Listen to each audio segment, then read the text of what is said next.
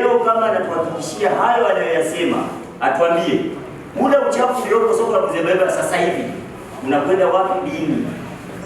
Adha watakaoipata watu wa Usimbi, Buzebazeba, Machinjioni, Majengo na Kasingirima kupitia uchafu unaowekwa.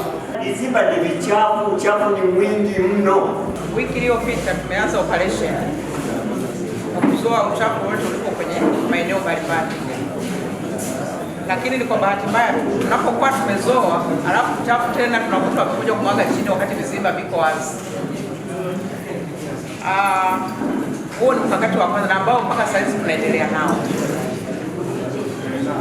Mkakati wa pili kuhusu ukarabati viziba, tumeshakarabati viziba vitatu na sasa hizi tumeweka tangazo nesti ili tuweze ukarabati viziba 18 baada ya kuwa tumenunua material. Kwa hiyo tunatafuta mkandarasi ndio kuja atusupply material ili tuweze kuweka kambi pale idara ya ujenzi ili kwamba tuweze ukarabati viziba hivyo.